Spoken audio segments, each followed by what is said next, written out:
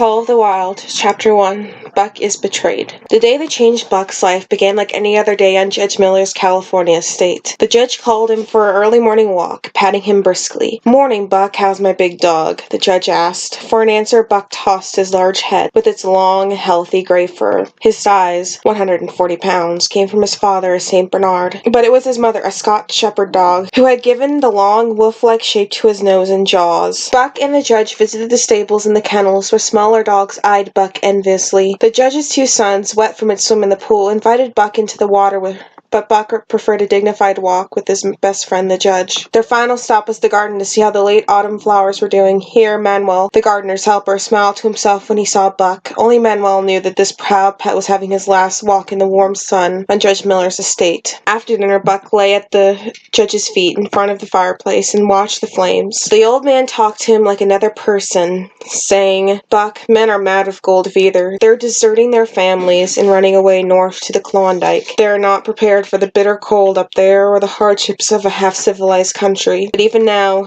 in 1897, some men will do anything for money."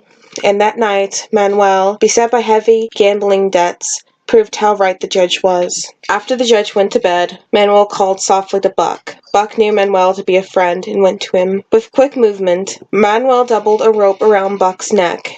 Buck wore an expensive collar with his name and the judge's name on it, but he had never felt a coarse rope like this one around his neck before. He looked up at Manuel questioningly. Manuel gave the rope a tug and hurried out to the road that led past the gate of the estate. Buck obeyed the pull on the rope and trotted beside him. There a car was waiting with its engine running. Manuel did not speak to the driver. He simply opened the back door and tugged Buck into the back seat with him. Buck climbed in willingly. He loved to ride. This one was over in a few moments. When Manuel hurried him out of the car, Buck recognized the local train station.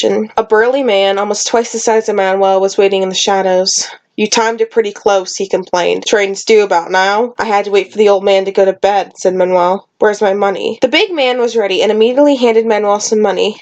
Then he reached for the rope that held Buck. Buck growled softly, but the man did not retreat at the warning. He quickly seized the rope's end from Manuel and gave him a slight twist. In the middle of another growl, Buck found his breath cut off. Now angry, he tried to spring at the stranger, but the man met him halfway and grabbed him by the collar and easily flipped him onto his back. Then the man tightened the rope. Buck struggled, but felt his strength ebbing when he could not breathe. His eyes glazed and his chest heaved in desperate need for air. Then Buck slumped down on the station platform, unconscious. He did not hear the train stop or feel himself being lifted aboard. Now a nightmare began for Buck. The big man rode beside him in the baggage car. At Buck's first move toward, he tightened the rope, and Buck again knew nothing.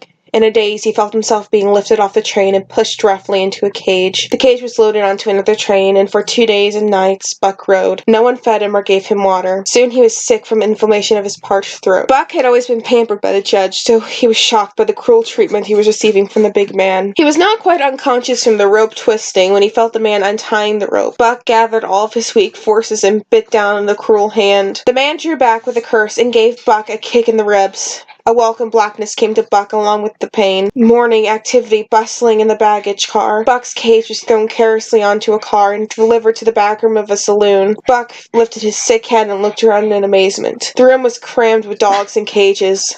All the dogs were large, but Buck was the largest. In the middle of the room sat Morgan, the man in charge. He was not very tall, but he had wide, strong shoulders, and most important of all, he had a club. This club and Morgan's big fists began Buck's education for the new world he was entering.